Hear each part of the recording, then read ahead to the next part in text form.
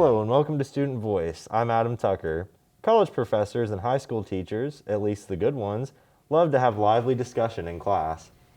Lecturing has its place, but we all know we are more likely to enjoy and learn from a really great conversation. Sometimes those conversations get heated, and it's difficult to discuss anything related to politics or religion or any number of controversial issues. Our topic for today is academic freedom, and how much we are able to have deep discussions in these times. With me today is Eric, Joel, and Chloe. How are you doing today, guys? Doing pretty good. Are we awake over there, Eric? Yes, sir. Wide awake. All right. So let's just dive right into it. What is academic freedom and why is it needed? All right. Well, I kind of searched this up earlier to get a good grasp on it. It's a scholar's freedom to express ideas without risk of official interference or professional disadvantage. So how do you guys feel about that? Do you feel it's good to be free in the classroom instead of it being more linear? I think it depends, because obviously in a general setting you'd want the teacher to feel like they're free, but like for a private school or something, like let's say it's a Christian school, you pay for that kind of that service or like to kind of have those ideas. So in that instance, I'd probably say maybe not so free, I guess, because that's kind of your expectation is to have this certain way taught to you. Right. I definitely think in like a public school setting where it's just normal, everyday school, it's good to have different viewpoints. I feel like people learn more that way. So I feel it's good to discuss kind of everywhere. Which kind of leads into our next question. Do you think professors even have say over what they teach? I mean, don't they up until they don't, I'm trying to think how to phrase this, because there's tenure, right, which kind of allows you to say more things. But then I guess I feel like for that first year or so, they're kind of locked into like play it safe, I guess. So I don't know how you guys, if that's kind of the same thing you're thinking or. That was about the same thing I was thinking, yeah. I agree. So how should students, what did you have something to say? Not really. Are you sure? I just feel like with high school teachers, a lot of them are given like the opportunity to teach about things that they want to teach about, but they're given restrictions. Like especially in high school, like we weren't allowed to read like certain books, but a lot of the teachers didn't care. Yeah.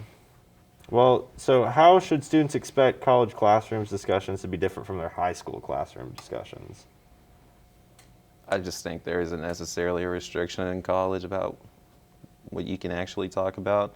I mean, some stuff might get sensitive, like politics and religion, but I feel like in college, you can actually have a positive discussion about that stuff.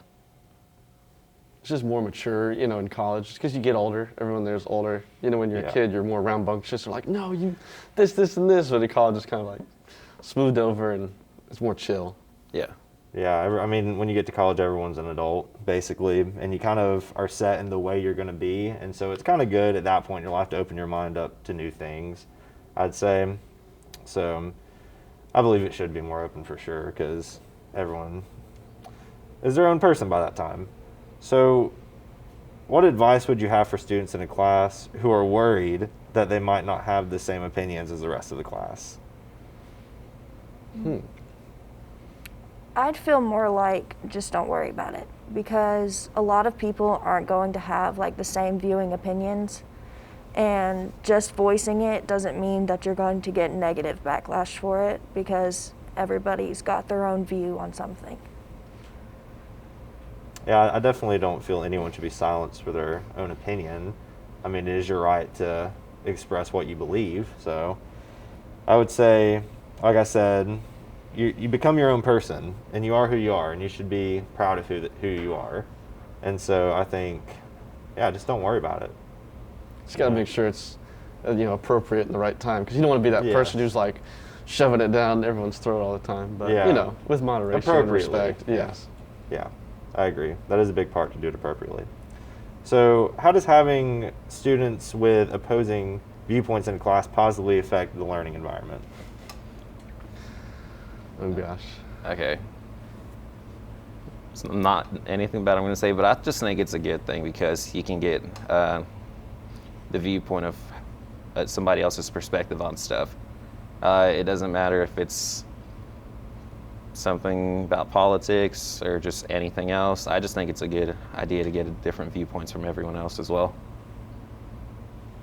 Yeah, it's good because, you know, some people with the way they were raised and everything might not have ever heard the opposing viewpoint of it, and it really does help with learning. I mean, that's education, right? Hearing things that you haven't heard before and kind of processing that information. Not necessarily you don't have to believe that or not, but it is good to hear it, I would say. You guys agree with that? Mhm. So, do you think fellow students should behave differently do you think your fellow students behave differently in online discussions rather than in person now?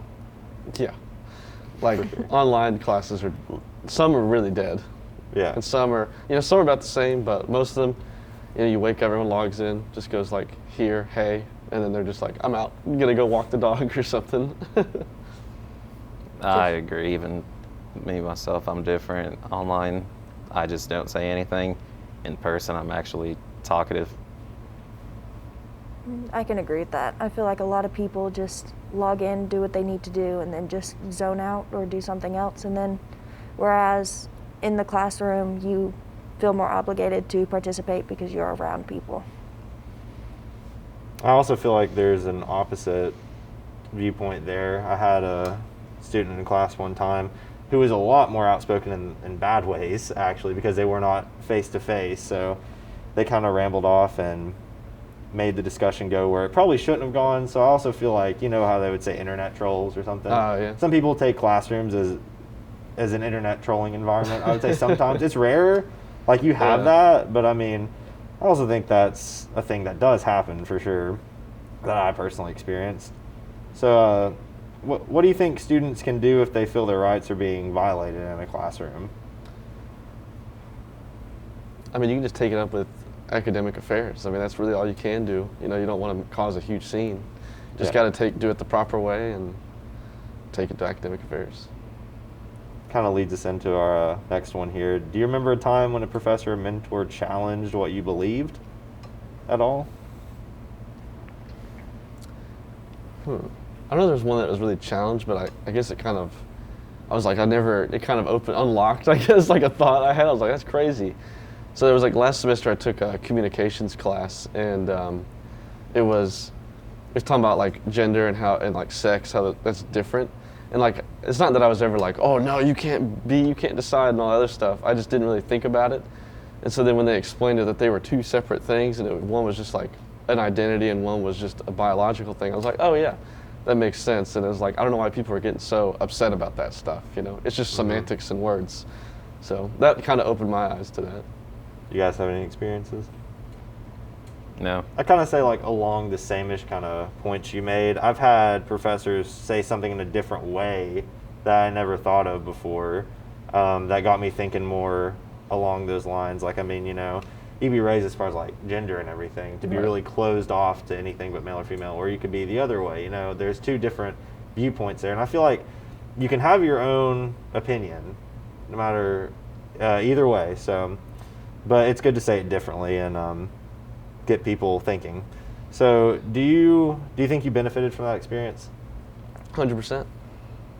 I think I would benefited too from that. You guys got anything else to add? No. Well, I think that was a great and open and honest conversation. That's it for this episode of Student Voice. For more information for our campus, visit chattanoogastate.edu. Have a great day, everyone.